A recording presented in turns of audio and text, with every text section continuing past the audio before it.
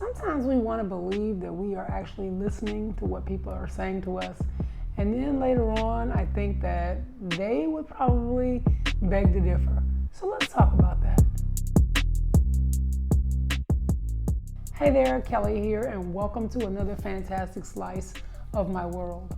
So I've been gone for a minute, and I usually don't apologize for that, and I'm not going to start.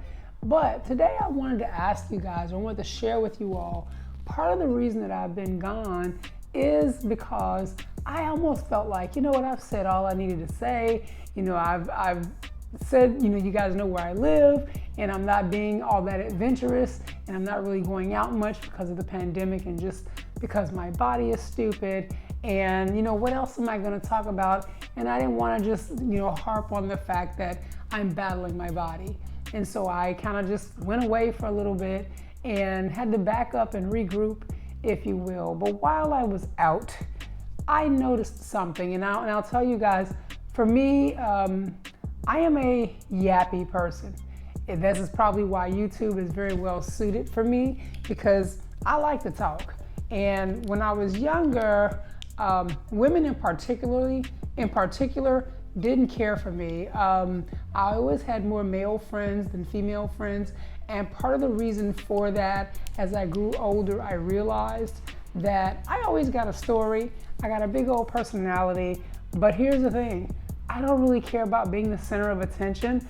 But because I'm so animated and so big and so vivacious in my personality, I would often end up being the center of attention. And the women that wanted to be the center of attention would be pissed off at me. And so I've been, bullied and picked on and, or ostracized or what have you. And now I just kind of, it is what it is. I would leave my house and I would say to myself, when I go today to this party, networking event, gathering, whatever it is, I'm not gonna say anything.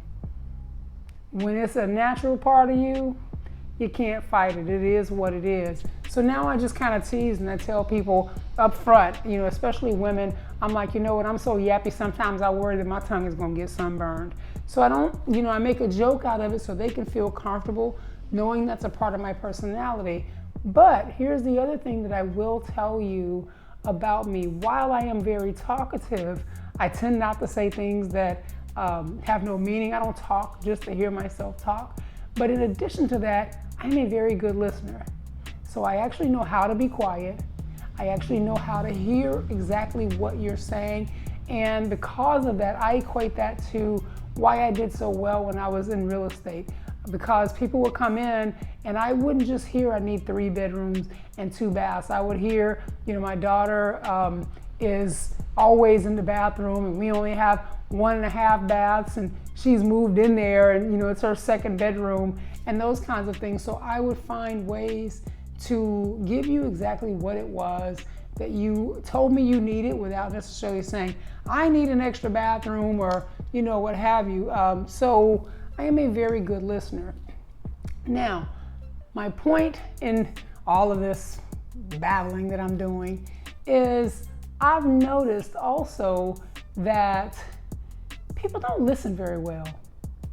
They will let you talk, but before you finish, they've already decided what you're going to say, and they've already formulated their response. And sometimes they're so eager to get that response out that they overtalk you, overtake the conversation, and the whole 9 yards. And for me, that's actually a very big pet peeve.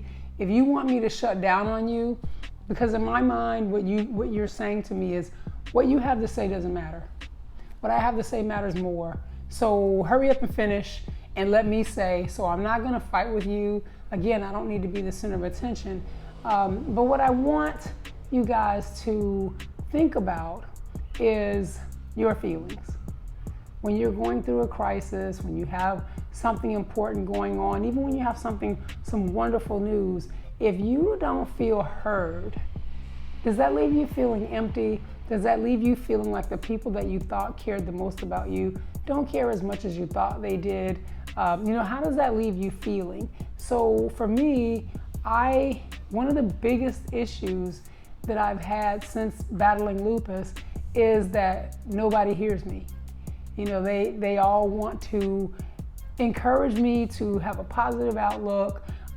Things will get better. Oh, you're strong enough, you can fight this. All things to me that are indicators that you're not really hearing me. And I will be honest with you, one of the best listeners, and maybe she got this from her mom, that I can tell you that I know is my daughter.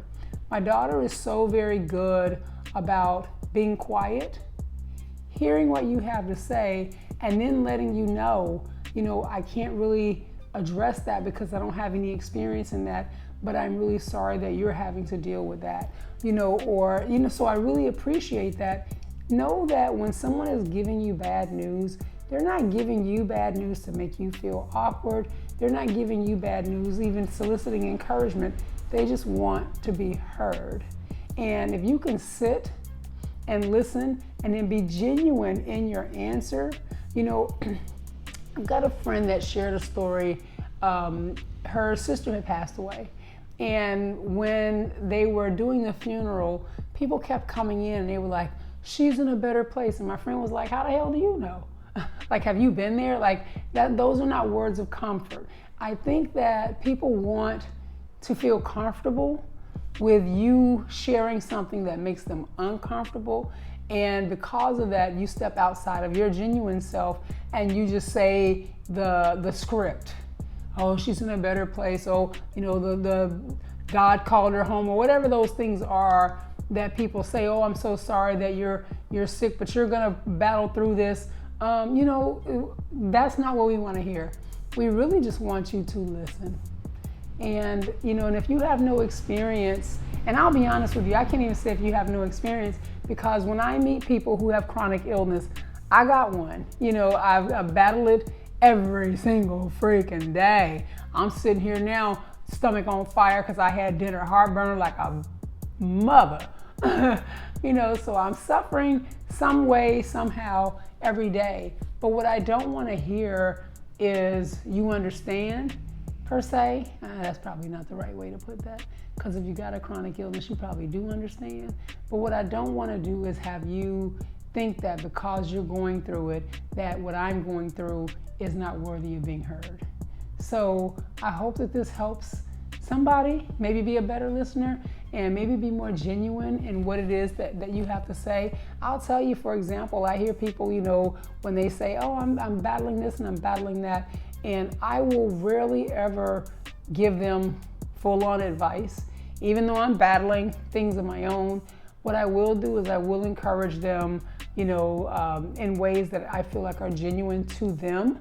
So I can't even give you like a canned statement, because depending on what you say to me is how I'm going to reply, and I'm going to actually listen to what it is that you say. I'm going to ask questions, and there have been times when people have been offended by my questions, but I genuinely want to hear what you have to say, and I genuinely want to give you a response. But most of the time when someone says to me, they're not feeling well or whatever, I'm not like, oh, you could power through this. I don't know that they can. I don't know what their situation really is. But what I do tell them is, I wish you better days. And I think that, that's a genuine thing for me, because I know for me, when people are like, oh, you're going to beat it. It's been 6 years, pretty close to it anyway. February, it will be 6 years. And I'm not beating it. It's incurable. So when you are talking to someone, do them the courtesy of actually being quiet, hearing what they have to say, and giving them a genuine response. Even if it's an awkward one, give them a genuine response, not a canned statement. And don't overtalk them, don't interrupt them, and don't think that because you may be going through something similar that you really have a full-on knowledge of what they're dealing with, because you don't. Anyway, that's that. Have a great day. Ciao.